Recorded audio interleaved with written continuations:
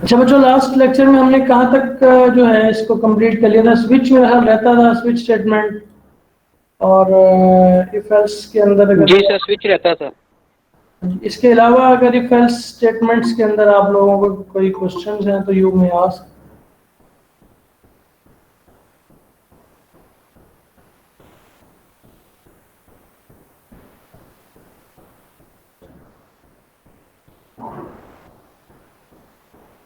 है वो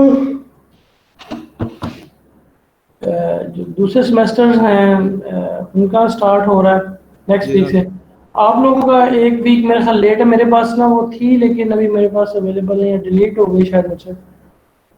जो आपकी डेट शीट है या आपका वो कैलेंडर है, एकेडमिक कैलेंडर आया हुआ फर्स्ट सेमेस्टर का, तो I think maybe next week से और 22 से हो, आई विल चेक। तो जब भी होगा आप लोगों का पेपर, वो टाइम लिमिटेड पेपर इस लिहाज से होगा कि आप उसमें कोई चीटिंग वगैरह ना कर सकें, ठीक है? आप लोग ऑनलाइन होंगे, मैं आपके कोई 2 सेक्शन बना के आपका पेपर दे लूँ, क्योंकि यू आर 60 प्लस पीपल, तो ताकि I can have an eye on you when you are solving your, you would be solving your paper. तो उसमें हम देख लेंगे, लेकिन मैक्सिमम जो क्वेश्चंस होंगे दे विल बी एमसीक्यूज। जी बोलो विकास। जी सर बोले, मैं यही पूछने लगा था कि एमसीक्यूज होगा या सब्जेक्टिव फॉर्म होगा। मैक्सिमम क्वेश्चंस एमसीक्यूज होंगे, सब्जेक्टिव जो होगा वो आप करेंगे that program will not be from this book, ठीक है? एमसीक्यूज जो हैं वो भी मैं कोशिश करूंगा बुक से ना हो, चैप्टर के बीच में से कोई सवाल आपसे पूछा जा सके, क्योंकि अगर एग्जैक्ट बुक का एमसीक्यू होगा तो you can easily search that and answer from your book. तो इस चीज को अवॉइड करने के लिए जो एमसीक्यूज हैं they can be from simply from your chapter, simple concepts, ठीक है? मिसाल के तौर पे सिंटैक्स एरर जो है, ये इसमें सिंटैक्स एरर कौन सी है, 2-3 एग्जांपल दी होंगी, या इस किस्म के क्वेश्चन होंगे that will be different from your book MCQs. और अगर होगा तो 1 या 2 शॉर्ट क्वेश्चन होगा जिसमें आपसे कोई प्रोग्राम को बनाने के बारे में कहा जा सकता है, ठीक है? और तो सर लॉन्ग क्वेश्चन नहीं होते? लॉन्ग क्वेश्चन भी होते हैं, लेकिन आपसे लॉन्ग क्वेश्चन अभी पूछे नहीं जाएंगे, क्योंकि इसमें जो मेजर प्रॉब्लम है वो ये कि you are not physically present here. आप लोगों से लॉन्ग क्वेश्चन उस तरह से नहीं यहाँ पे हम करेंगे कि जनाब फला के अमले तनफ़ुस पे नोट लिखें, ठीक है? तो इस किस्म का क्वेश्चन नहीं होगा, वो आपको उसमें सिंटैक्स का भी ख्याल करना होगा, क्योंकि प्रोग्रामिंग लैंग्वेज का पेपर है। और क्वेश्चन कम्प्लेक्स अगर आपको दिया जाएगा तो that you will not be able to solve, अगर वो लॉजिक उसकी कम्प्लेक्स है, ऑल्दो कि you are not required to use lots of synthetic, कह लें कि जो आपकी एक्सपर्टीज है उसके अंदर सिंथेटिक एक्सपर्टीज की रिक्वायरमेंट अगर ना भी हो, अगर लॉजिक ही कम्प्लेक्स हो जाए, that can be very difficult question. तो इस किस्म के क्वेश्चन लेकिन आपसे पूछे नहीं जाएंगे। आपसे क्वेश्चन पूछने का मकसद ये होगा टू इवेल्युएट यू के you know the material that have been conveyed to you, जिसमें सिंटैक्स है, उसमें जो जो भी टॉपिक हमने पढ़े होंगे, ठीक है? हम कोशिश करेंगे कि पहले उसको ज़रा डिसाइड कर लें कि कितना जो कोर्स है जो कि हम जो कि मखसूस करें कि जिसके अंदर से मिड होगा, और जो फिर रेस्ट ओवर कोर्स होगा that we will conduct the exam in the final. और इसमें हम काफ़ी चीज़ें ऐसी पढ़ेंगे जिसमें हम एग्ज़ाम नहीं जिसमें अंदर कंडक्ट करेंगे, because that topics are out of course, जो कि हम इसमें कवर करने की कोशिश करेंगे in order to give you maximum awareness and exposure to programming, कह लें। तो मकसद सिर्फ ये होगा उसमें कि आपको मैक्सिमम अवेयरनेस दी जाए इस कोर्स के अंदर, और जो फिर कह लें कि कोर्स आउटलाइन है अकॉर्डिंग टू HEC, उसमें से जो है हम पेपर बनाएंगे। ये आप आपस में डिसाइड कर सकते हैं, जो मेल स्टूडेंट है वो सीआर के साथ शेयर कर सकते हैं कि भाई कितना कोर्स होना चाहिए, और जिसको वो कहते हैं मजाक के अलावा, क्योंकि अगर आप कहेंगे एक चैप्टर तो मैं फिर खुद ही अपनी मर्जी से डिसाइड कर लूँगा, ठीक है।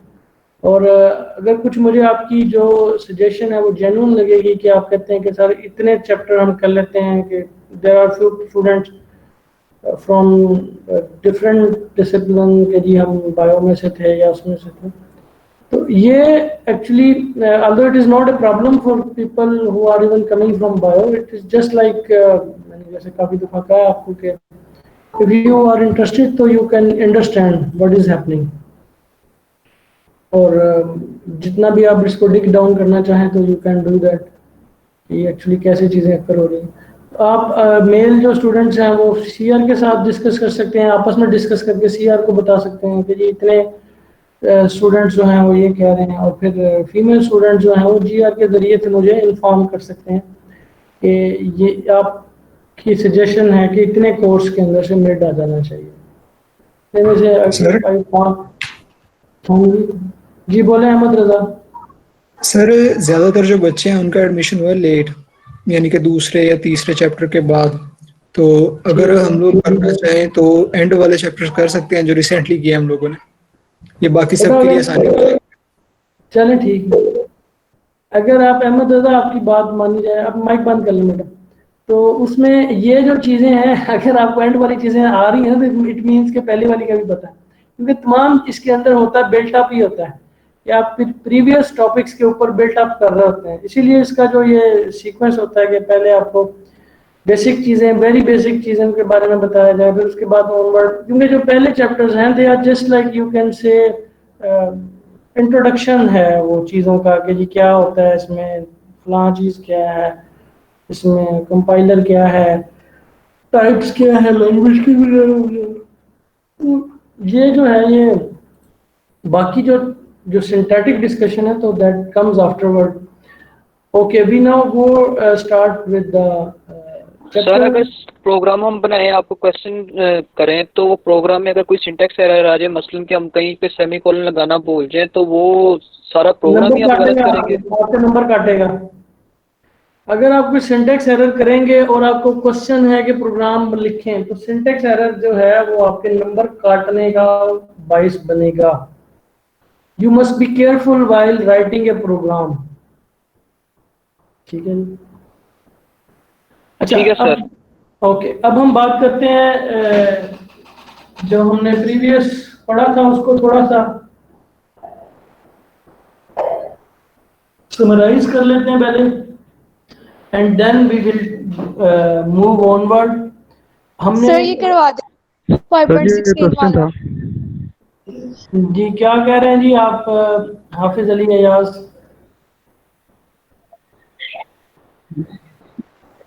सर जी एक क्वेश्चन था। जी क्वेश्चन करें बेटा। सर जी ये पूछना था कि जब आप प्रोग्राम देंगे तो उसको हम यानी कि रन करवा के लिख के देख सकते हैं कि नहीं, वो रन करने की जरूरत नहीं है आप लोगों ने। इवन के जब प्रैक्टिकल आपका एग्जाम, मैं कहूँगा कि ये प्रैक्टिकल एग्जाम कंडक्ट हो रहा है, तो I will not be able to make you कि आप उसको रन करें। और करवा लिए सही? जी सर जी, वो तो ऐसे ही जलील बता रहे हैं। होगा बैठे वहाँ पे। आप जरा एक मिनट और जल्दी लाओ अभी भी यार तो मैंने यार ग्रीन टी ला दे होर दिन की क्या सी ये ना ऐसे ही तंग करते हैं, हालांकि उन्होंने कर देना था लेकिन एक चक्कर लगवा देते हैं, बता दीजिए आज होगी 7 तारीख।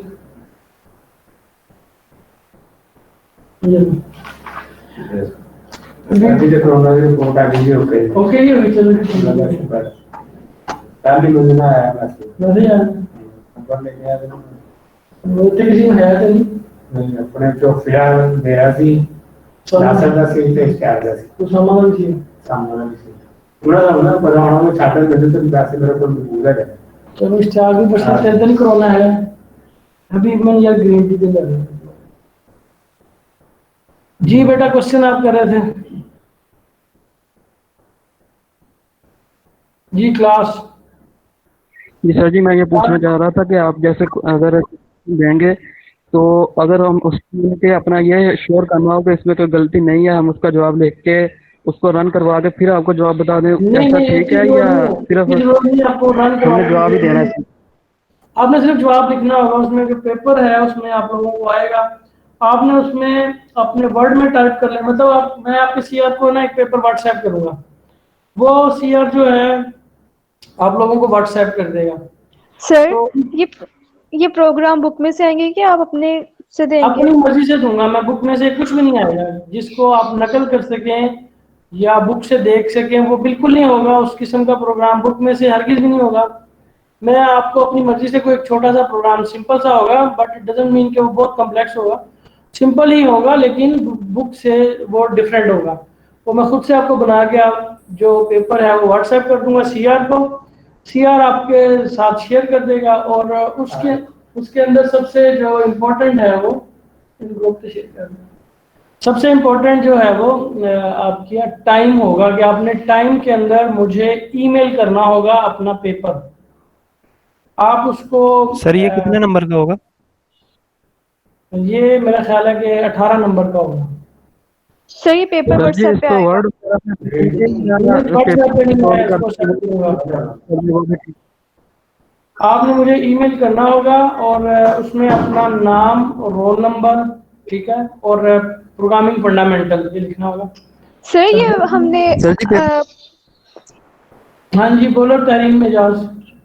सर ये हमने पेजेस पे करना है या एमएस वर्ड पे? एमएस वर्ड पे करना होगा बेटा, आपने पेजेस पे नहीं करना होगा। ओके ठीक है सर ये बाकी जो दूसरे बच्चे हैं जीसी के, उनका तो पोर्टल पे होता है। नहीं, वो पोर्टल पे अब किसी का भी नहीं होगा दूसरे बच्चों का, क्योंकि ये जो है उसको क्या कहते हैं,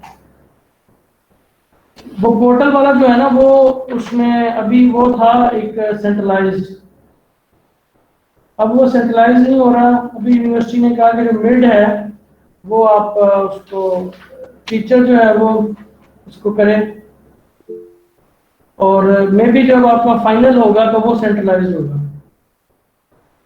ठीक है सर। सर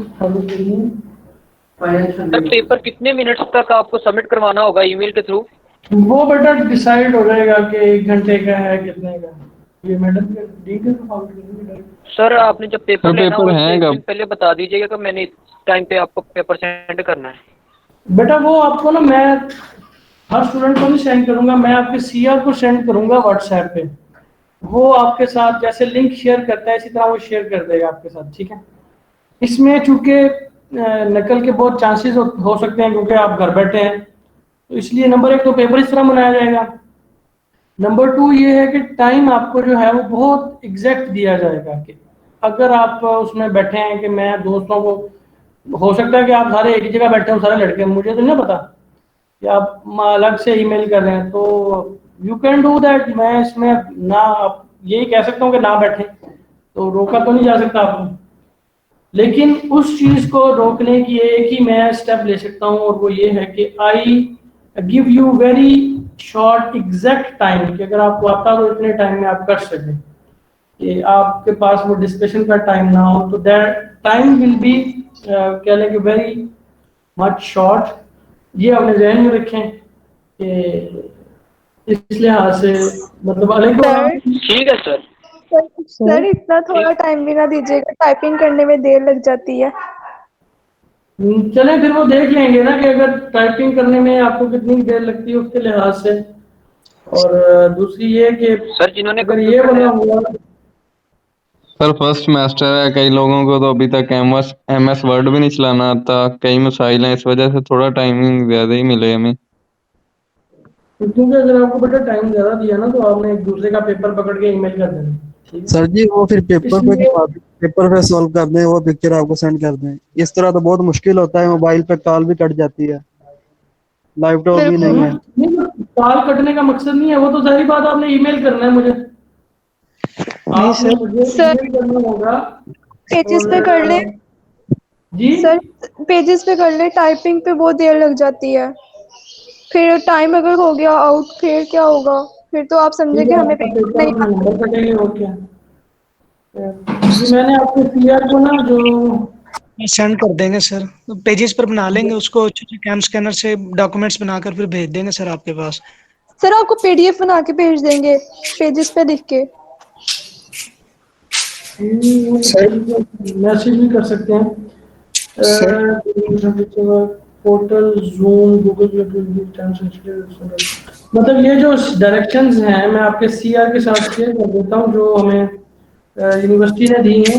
मैं सीआर को ये सर आप जितनी भी रिक्वायरमेंट्स हैं पेपर की वो सारी एक ना बना के लिस्ट उनको सर सीआर को ना सेंड कर दें ताकि वो हमसे शेयर कर दे। रिक्वायरमेंट बेटा उसमें ये नहीं होगा कि आपने क्या करके और ये सुबह उठ के दूध पी के, उसमें सिंपल यही है कि आपने उसको सॉल्व करना है, सॉल्व करके आपने मुझे ईमेल करना है। ईमेल एड्रेस आपके पास आई होप होगा सबके पास। और ये टाइम सेंसिटिव है, ये जो डायरेक्शंस कह रहे हैं कि हमें मुझे आई हैं as a head from the director academics, वो मैंने आपके सीआर को फॉरवर्ड कर दी कि उन्होंने उसमें कहा गया कि जूम वगैरह पे पेपर होगा। सर हाँ जी क्वेश्चन कर सर आपकी ईमेल सर आप ईमेल जो है वो मेरे साथ सबके पास है, mohammadawais@gcu। सर जी सर कई दफ़ा कुछ लड़कों को सर नहीं चलाने आती, उनकी कई दफ़ा मैं असाइनमेंट सेंड करता रहा हूँ तो नहीं ये उनका क्या बेटा करेंगे? गलत है। अब मतलब ये थोड़ा सा ना गलत है कि बच्चों को ईमेल नहीं आता, बच्चों को ईमेल जो है वो फिर सीख लें। ये सर मैंने भी आपको ईमेल की तो पता नहीं पहुंची आप तक पहुंची, मुझे नहीं पता, मैंने कर तो दी वहां से पूछ के। नहीं तो आप जो ईमेल है मैंने ये आपके साथ शेयर काफी दफा की है, मैं एक दो फिर आपको मैसेज कर देता हूँ। मैंने sir first time email use करनी थी ना, मुझे नहीं करनी आती, मैंने वहां से पूछ के बेटा कर तो ये दी, मुझे नहीं सीख लेना, ये तो सीख तो ली मैंने अब वहां से। अब सर पेपर होना है कब वैसे? वर्ड पे कैसे सॉल्व करने हैं, वर्ड पे कैसे सॉल्व करने हैं उसमें आपने लिख देना है क्वेश्चन नंबर 1 का आंसर ए है, क्वेश्चन नंबर 2 का आंसर बी है। आपने वर्ड में इस तरीके से सॉल्व करना, तो ये तो मेरे ख्याल सबसे ही आसान है। मैं मिसाल के तौर पे मैंने वर्ड राइट किया है तो आप इसमें ये लिख सकते हैं कि जी ये क्वेश्चन नंबर 1 है, ये मैंने लिखा है 1, ये ए है, 2 का बी है, 3 का सी है, 4 का सी है, इस तरह इसका डी है। ये इस तरीके से तो टाइप कर सकते हैं मेरे ख्याल में आप। इस तरह से सर सबके लिए कॉपी करना बहुत आसान हो जाएगा। इसीलिए तो कह रहा हूँ ना कि जल्द से जल्द जो है आप इसको कर देंगे। अब ये फिर ये कॉपी करके भेजेगा, अगर किसी का गलत है तो वो फिर उसके साथ ही उसके पीछे पीछे ही है, वो भी डूबेगा। सर कितने एमसीक्यूज हैं, कितने शॉर्ट? ये आपको ना बताना मेरे ख्याल को बहुत जरूरी नहीं है, जब पेपर होगा तो आपको पता चलेगा। ये मैंने एक दफा बता दिया कि मैक्सिमम एमसीक्यूज होंगे, शॉर्ट क्वेश्चन बहुत कम होंगे, मे बी 2 to 3, ज्यादा एमसीक्यूज होंगे। सर होगा पेपर कब? बेटा पेपर जो है वो नेक्स्ट वीक होगा, जो एक मैंने 17 की डेट आपको दी थी, लेकिन है कि एग्जैक्ट मेरा जो ख्याल है वो ये कि आपका नेक्स्ट वीक होगा, क्योंकि आपका सेमेस्टर लेट स्टार्ट हुआ था। फर्स्ट सेमेस्टर वो ऑलमोस्ट 1 वीक आफ्टर होता है नॉर्मल के, नॉर्मली जो है वो नेक्स्ट वीक स्टार्ट हो रहे हैं पेपर। तो मेरा ख्याल है कि अब हम क्वेश्चन आंसर बंद करते हैं, अब हम थोड़ा सा पढ़ भी लें। अच्छा ठीक है सर, थैंक यू जी, बस का कुछ पता लगे। सर दोबारा रिपीट कीजिएगा, आपने क्या बताया पेपर के बारे में? क्या जी? अभी क्लास ज्वाइन की है। किंजा उस्मान। यस सर, मेरी भी ना क्लास अभी ज्वाइन हुई है, मुझे भी थोड़ा सा गाइड कर दें। थोड़ा सा ऊंचा बोले बेटा। सर हमने क्लास अभी ज्वाइन की है, तो आप थोड़ा सा दोबारा बता दें। बेटा मैं दोबारा बताता हूँ, ये तो बहुत ही वो अजीब सी है। थोड़ा सा बता दें बस। भाई आप मुझसे पूछ रहे ना सैम, ग्रुप में पूछ रहे ना सबसे। इनको ग्रुप में बता देंगे। बस ठीक है, तो ये जो है ना this is not a good question कि जी मुझे अब एक बच्चा आके कहता है कि जी मैं आपके साथ आए पहले दिन, तो लिहाजा मेरा हक ये है कि मुझे दोबारा से पढ़ाया जाए। तो ये जो है ना ऐसी ख्वाहिश है जो मैं एक्सेप्ट करना मुश्किल है। अच्छा हम जो है जी अहमद रजा सर सिलेबस का हमें एज सून एज पॉसिबल बता दीजिएगा बस। बेटा वो मैंने आपके ऊपर छोड़ दिया है कि आप सीआर के साथ डिस्कस करके जो मेल हैं कि भाई मतलब आप लोग क्या सजेस्ट करते हैं जी? आप कहते हैं जी हमने 4 चैप्टर में से देना है, हमने 5 में से देना है, हमने 3 में से देना है मिड, ठीक है। इसी तरह फीमेल आपकी जो स्टूडेंट्स हैं वो GR के जरिए मुझे बता सकते हैं। तो आप एक सजेशन जो है मैं उसमें देखूंगा कि आपकी अगर तो जेन्युइन सजेशन है, आप लेट से कहते हैं कि हम चैप्टर 4 या 5 तक करते हैं, तो देन जो है मैं आपके साथ शेयर करूंगा जी कि मुझे आपकी वो suggestion, I agree with your suggestion और नॉट। तो इसीलिए मैं आपसे पूछ रहा हूँ कि आप अपना कोर्स जो है वो बता दें। आप इस वीक के अंदर 4 क्लासेस हैं, तो आप जो मेरा ख्याल है कि परसों हमारी क्लास है उसमें आप कुछ डिसाइड कर लें, उसमें फिर मुझे बता दें, हम क्लास में डिस्कस कर लेंगे कि जी चले इस चैप्टर तक आपका मिड का पेपर होगा। इसीलिए यूनिवर्सिटी की एजुकेशन जो है that is much more flexible as compare to your annual system. The teacher who is going to conduct your exam is always with you. तो ये दीज आर सेकेंडरी प्रॉब्लम्स। जो primary है वो ये कि you must understand what you are listening or what is your subject. So we now start your subject programming fundamental course जो हम chapter मेरा ख्याल है कि ये है 5 है, इसमें हम बात कर रहे थे कंडीशनल स्ट्रक्चर्स की, और हमने if else, ठीक है, और if else if, ये 3 किस्म की चीज़ें जो हैं और इसके अलावा नेस्टेड इफ ये हम पढ़ चुके थे। मैं आपको थोड़ा इसके ऊपर पेंट के ऊपर जो है इसको हम ड्रा कर लेता हूँ कि हम इन चीज़ों के बारे में पढ़ चुके हैं। इफ स्टेटमेंट जो है कि ये इफ कीवर्ड होता है, ये उसकी कंडीशन यहाँ पे हम लिखते हैं ब्रेस करली पैरेंथेसिस के दरमियान में, और उसके बाद में हम जो है वो जो नेक्स्ट स्टेटमेंट होती है ये इसके साथ कनेक्टेड होती है या डिपेंडेंट होती है इसके साथ। अगर मोर देन 1 स्टेटमेंट्स आपने डिपेंडेंट बनानी है तो आप उसको करली ब्रेसेस के अंदर लिखेंगे स्टार्ट और एंड के। और अगर आप इनके अलावा डायरेक्ट एक सेमी कॉलन लगा देते हैं इफ के बाद डायरेक्टली, तो ये जो एम्प्टी स्पेस है that will be considered as your statement that is dependent on this condition. मतलब कुछ भी एग्जीक्यूट नहीं होगा इसके ट्रू या फॉल्स होने के चक्कर में। हमने ये इफ के बारे में पढ़ा था, और इसके अलावा हमने इफ एल्स जो स्ट्रक्चर है इसके बारे में पढ़ा था कि अगर ये कंडीशन ट्रू होती है, इन केस ये ट्रू होती है, तो इफ के जो डिपेंडेंट स्टेटमेंट है या जो डिपेंडेंट एक ब्लॉक है वो एग्जीक्यूट होगा।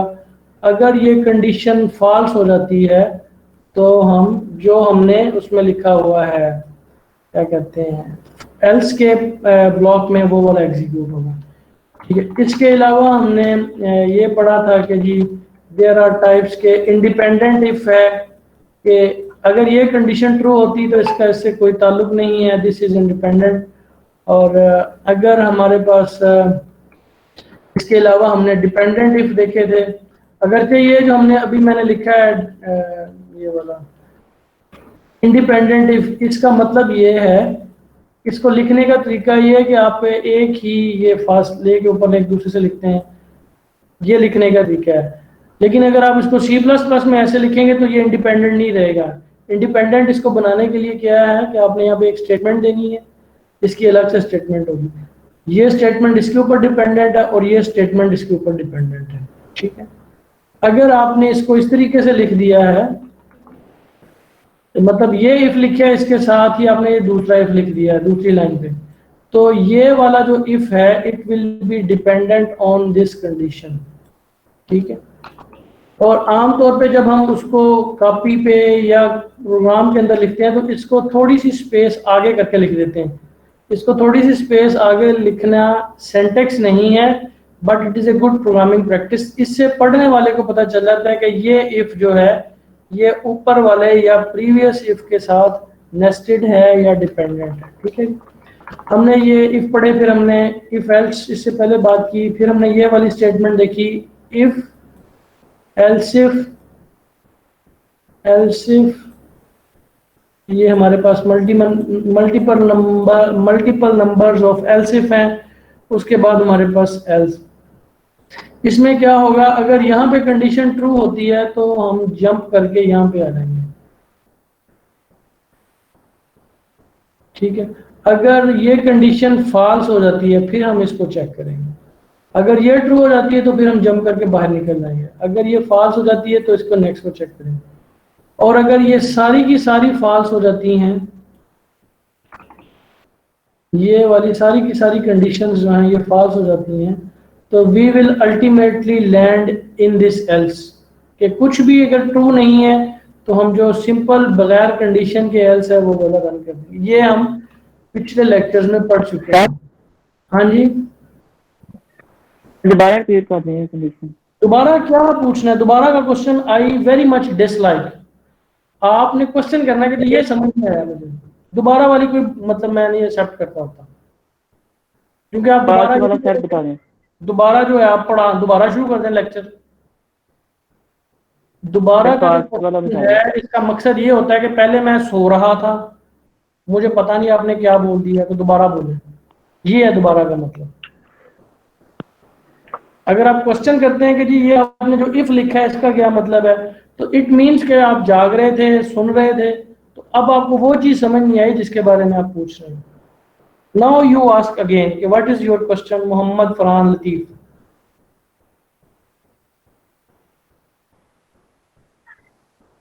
सर ये फास्ट का कैसे बता रहे हैं? फास्ट समझ नहीं आई। कौन सी? दोबारा शाबाश सर, फास्ट की सर समझ नहीं आई, इसकी ट्रू की आ गई है। पार्ट्स की समझ नहीं आई कि इफ एल्स जो है मुझे ना, सर वो कह रहा है कि जितनी कंडीशंस फॉल्स हो गई हैं उनमें से वो जो फॉल्स हुई हैं वो कैसे हुई हैं? अच्छा वो फॉल्स कैसे हुई हैं? ये वैसे पुरानी बात है लेकिन हम इसे एक दफा देख लेते हैं। ये हमारे पास चलें, यहाँ पे इफ एल्स का कोई कोड होगा उसको देख लेते हैं।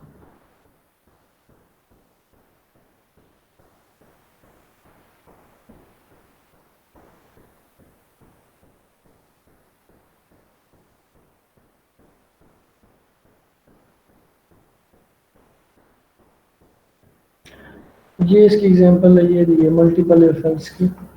इसमें वो देखें, ये उसकी एक लॉजिक उन्होंने लिखी हुई है कि टेस्ट स्कोर है अगर 90 से ज़्यादा है या 90 से बराबर है तो ए देना है, 80 और 89 के दरमियान बी है, 70 और 79 के दरमियान सी है, ये दरमियान में, और ये 70 और 79 शामिल है। इसी तरह 60 से लेके 69 तक डी देना है और उससे नीचे एफ देना है। उसको इम्प्लीमेंट ऐसे किया है कि अगर तो आपका जो स्कोर है, आपने स्कोर इनपुट किया,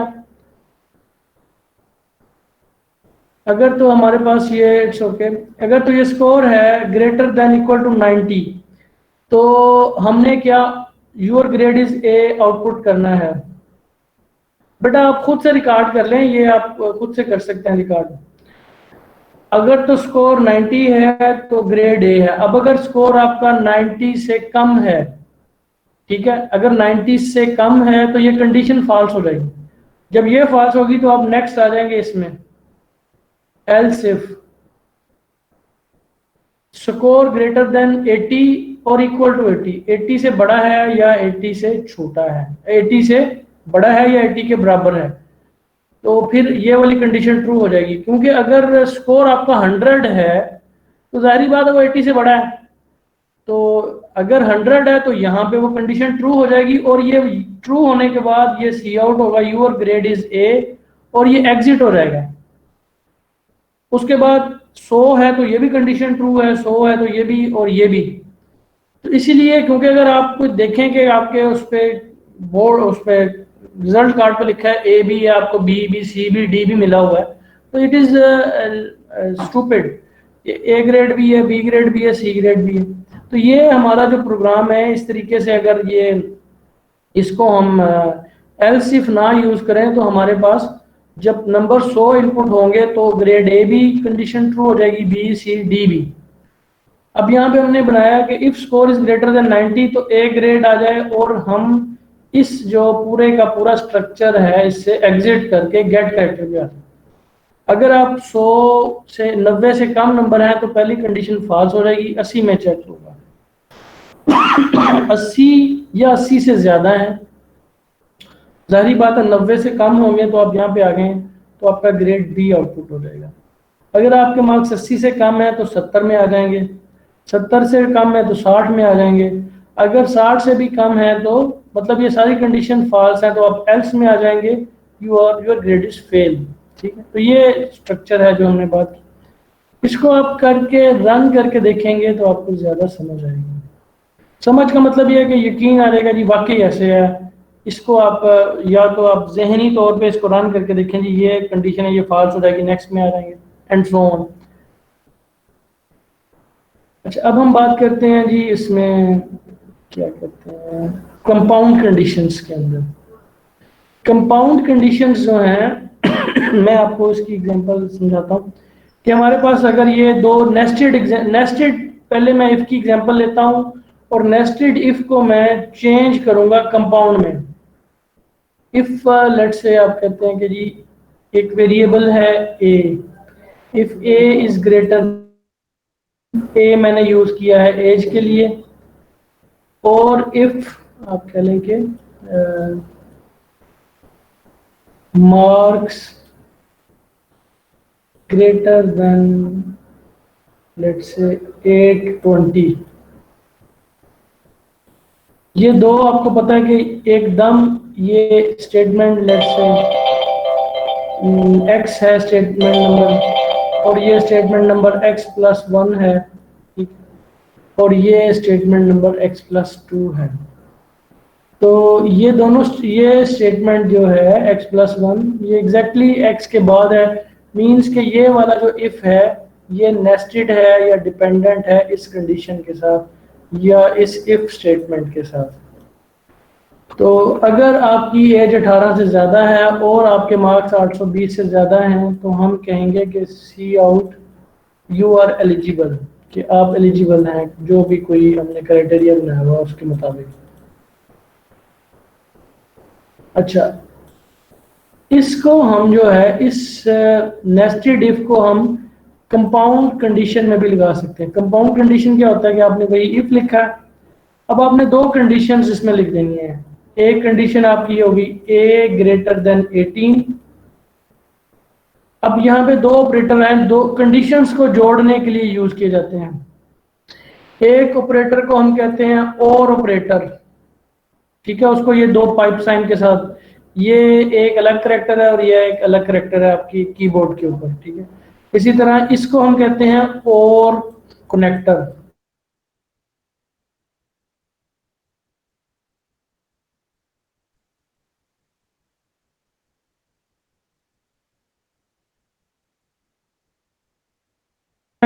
और ये हो जाए या ये हो जाए, पंजाबी में इसको हम या का लफ्ज यूज करेंगे इसके लिए। ये जो और है इंग्लिश का और, इसके लिए हम पंजाबी में कहते हैं या, जैसे आप कहते हैं कि जी या तो मोटरसाइकिल दे दें या फिर कार लेके दे दें, ठीक है, मतलब कुछ ना कुछ आपको चाहिए। या आप कहेंगे 70 ले दें या हीरो होंडा ले दें, ठीक है। तो इसी तरह लड़कियां कह सकती हैं जी या हमें फलां चीज़ कोई सोने का सेट लेके दे दें, या फिर ये है कि कोई सोने की अंगूठी ले दें, यानी कि उसके अंदर ऑप्शंस टाइप हैं, या ये हो जाए या ये हो जाए, ठीक है। तो अगर आपने इस किस्म की कंडीशन को इस तरीके से जोड़ना है कि उन दोनों कंडीशंस में अगर एक भी फुलफिल हो जाए तो आप उसको एक्सेप्ट कर लें, ठीक है। तो उसके लिए आप कंडीशंस को जोड़ते हैं और ऑपरेटर के साथ, ठीक है। अगर आप कहते हैं कि नहीं दोनों कंडीशंस ही फुलफिल हों तो हम जो है उसको मानेंगे, तो उसको आप जोड़ते हैं एंड कंडीशन के साथ, जिसको हम उर्दू में और पढ़ते हैं। ये चीज भी हो और ये चीज भी हो तो फिर काम बनेगा। ये एंड जो है इसको उर्दू में आप और के लफ्जों में यूज करते हैं, और इस इंग्लिश में जो हमने और लिखा हुआ है OR, ये कंडीशन आप या के तौर पे यूज करते हैं, या ये हो जाए या ये हो जाए, ठीक है। मतलब हमने लिखना है ये इसको एंड के साथ जोड़ना है। एंड के साथ जोड़ने का मकसद ये है कि दोनों कंडीशन अगर फुलफिल होंगी तो हम जो है उसको ओके करेंगे, अदरवाइज हम ओके नहीं करेंगे। जैसे हमने ऊपर दोनों कंडीशंस जो हैं वो नेस्टेड की हुई थी, अब यहाँ पे हमने उसको कंपाउंड कर दिया है। एक हमारे पास ये कंडीशन है और एक ये। अगर इसका आंसर ट्रू आता है और इसका आंसर भी ट्रू आता है तो फिर क्या होगा, ये इसको दोनों को जोड़ के आंसर ट्रू देगा। अगर इसका आंसर फॉल्स आ जाता है, मिसाल के तौर पे इसका आंसर ट्रू आता है, तो ये ट्रू और फॉल्स जो है ये आंसर आपको देगा फॉल्स। इसी तरह अगर आप कहें कि जो है ये स्टेटमेंट आपके पास, ये वाली स्टेटमेंट आपके पास जो है वो ट्रू हो जाती है और ये वाली जो है ये फॉल्स हो जाती है, तो अब ये दोनों स्टेटमेंट्स जो दोनों कंडीशंस जो है इनका आंसर मिलके फॉल्स देगा। अगर ये भी स्टेटमेंट हमारे पास फॉल्स हो जाती है और ये भी कंडीशन, सॉरी नॉट स्टेटमेंट, ये भी जो कंडीशनल स्टेटमेंट है ये भी फॉल्स हो जाती है, तो ये दोनों मिलके भी आपको फॉल्स देंगे।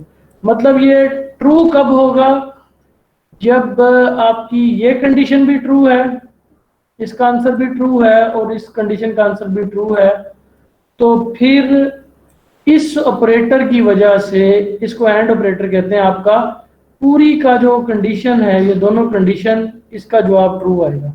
अगर दोनों में से एक भी कंडीशन फॉल्स होगी तो आपका जवाब फॉल्स आ जाएगा।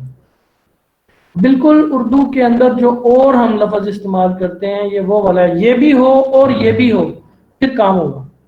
तो एंड ऑपरेटर जो है वो क्या करता है कि दोनों जो कंडीशंस हैं उनके आंसर्स को कंबाइन करके एक नया आंसर जनरेट करता है। अगर दोनों कंडीशंस ट्रू हैं तो फिर ये आंसर ट्रू देगा। मतलब अगर इसका वो टेबल बना लेते हैं, अगर दोनों ट्रू हैं तो ये ट्रू देगा, अगर एक फॉल्स कर देगा इसका आंसर, और अगर दोनों फॉल्स हैं तो फिर तो फॉल्स है ही है। तो ये एक टेबल साइज का बना लेते हैं एंड ऑपरेटर का।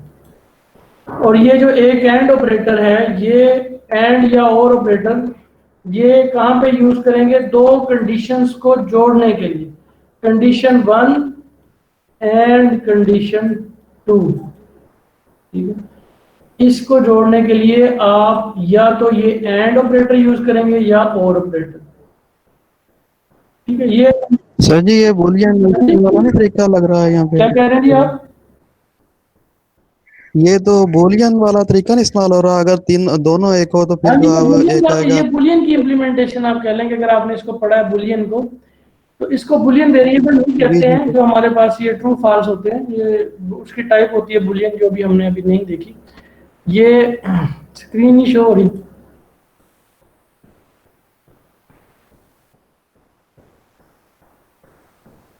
ठीक हो गया।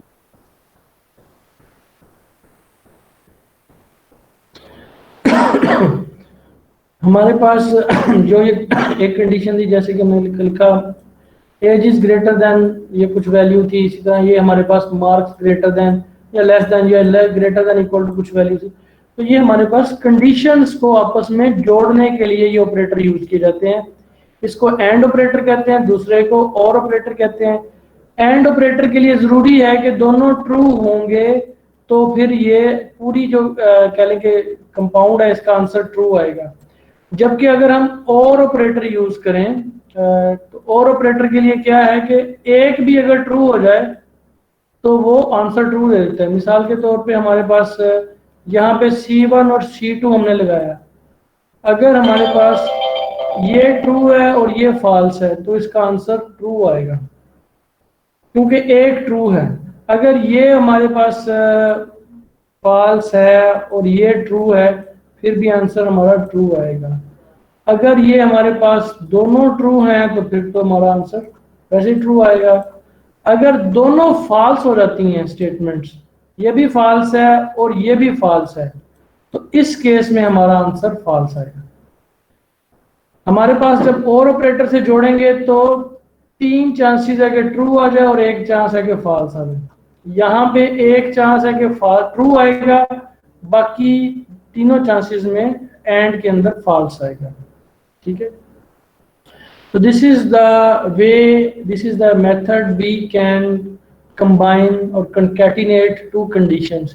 अब अगर मैं एक और एग्जांपल यूज करूं जो कि मतलब मैं कहूँगा जिस एक कंडीशन C1 है, एक कंडीशन C2 है, एक कंडीशन C3 है मेरे पास, तो मैं इन तीनों को आपस में ऐसे जोड़ सकता हूँ, ऐसे भी जोड़ सकता हूँ, या मैं इनको ऐसे जोड़ सकता हूँ, ठीक है, या मैं इनको जो है जी ऐसे जोड़ सकता हूँ, या मैं यहाँ पे पहले जो है इससे वो यूज कर सकता हूँ और ऑपरेटर, एंड ऑपरेटर।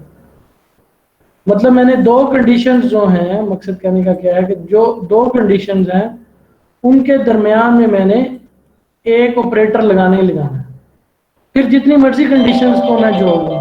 मतलब मैं एक और जगह यहाँ पे लगाता हूँ ये ऑपरेटर C4, मतलब ये जो है दोनों एंड के साथ कनेक्टेड हैं, ये भी दोनों एंड के साथ कनेक्टेड हैं, और बाद में इन दोनों का रिजल्ट जो है वो आपस में और के साथ कनेक्टेड है। तो ये जो भी मेरी रिक्वायरमेंट है कंडीशंस को कंबाइन करने की, मैं उनके मुताबिक अपने जो ऑपरेटर्स हैं वो क्या कहते हैं उसको इस्तेमाल कर सकता हूँ। हैंड और नोट, ये क्या क्वेश्चन है?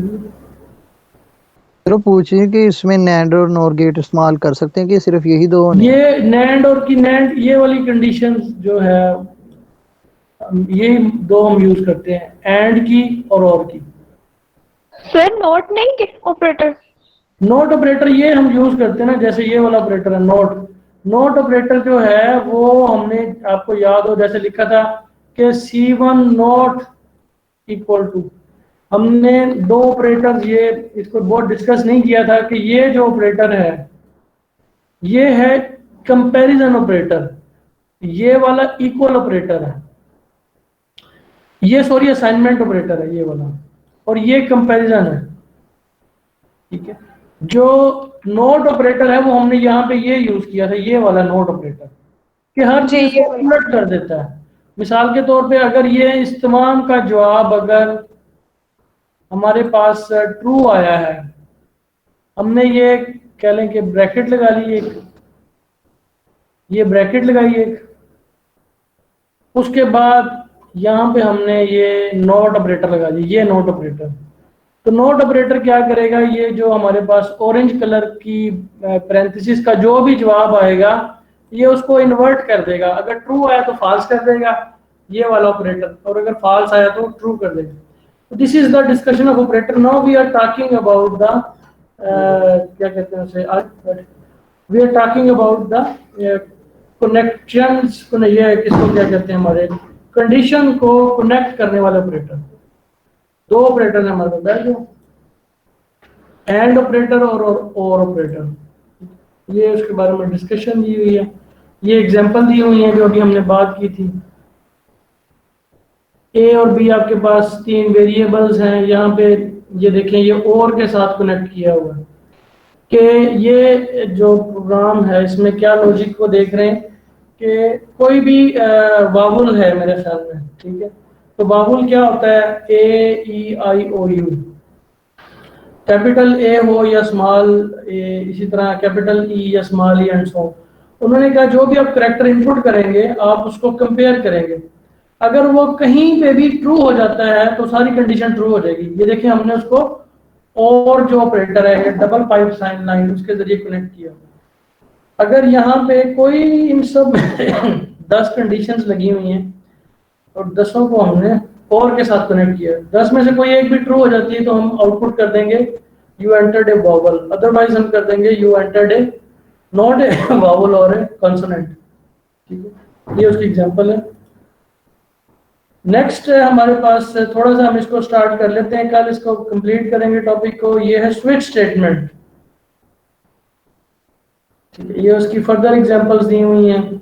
ये जो ऑपरेटर यहाँ पे यूज किया हुआ है ये वाला, this is the comparison operator कि ए और बी बराबर हैं और ए और सी भी बराबर हैं, फिर आप उसको आउटपुट कर देंगे। ये कंपैरिजन है, ठीक है, ये कंपैरिजन ऑपरेटर है। अगर हम ये अकेला एक यूज करेंगे तो ये असाइनमेंट ऑपरेटर है। असाइनमेंट का मतलब क्या है कि राइट साइड को लेफ्ट साइड को असाइन कर दो, उसको जो वैल्यूज को असाइन कर दो। अगर ये दोनों इकट्ठे यूज होंगे तो दोनों दो दफा यूज होगा, तो ये कंपैरिजन है, ये कंपेयर कर रहा है। कंपेयर करके अगर दोनों सेम है तो ट्रू आ जाएगा आंसर, अगर सेम नहीं है तो फॉल्स आ जाएगा। अब हम देखते हैं नेक्स्ट।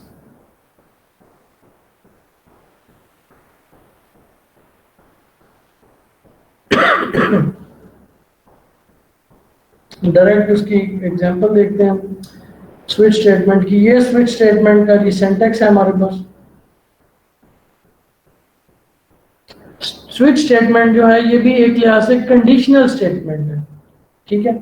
अब हम जो है यहाँ पे इसको अपने इसका पहले मैं सिंटैक्स बता देता हूँ। सिंटैक्स क्या है कि ये स्विच, ये की आपने आपका कीवर्ड है, ये आपने इसको ऐसे लिखना है स्विच को। स्विच के अंदर आपने एक वेरिएबल वैल्यू दे देनी है, ठीक है।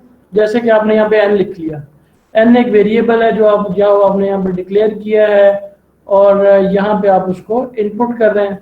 अब इस वैल्यू के मुताबिक जो है वो केस सिलेक्ट होंगे। अगर आपने जो इनपुट 1 से लेके 7 के दरमियान दी हुई है, जो भी आप वैल्यू देंगे, मतलब आपने अगर 0 दे दी तो हम देखेंगे केस 1 2 3 4 5 6 7 किसी से मैच नहीं की तो आप डायरेक्टली डिफॉल्ट जो है लिखा हुआ डिफॉल्ट, ये भी आपका कीवर्ड है, आपने इसको एज इट इज लिखना है डिफॉल्ट, और डिफॉल्ट के बाद डायरेक्टली एक स्टेटमेंट।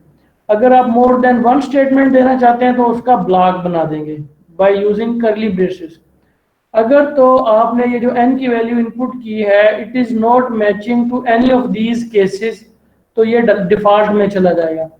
अगर ये वैल्यू किसी केस के साथ मैच करती है तो वो एक केस जो है वो एग्जीक्यूट होगा और उसके बाद आप डायरेक्टली इस जो स्विच का ब्लॉक है, ठीक है, ये यहाँ से शुरू हो रहा है,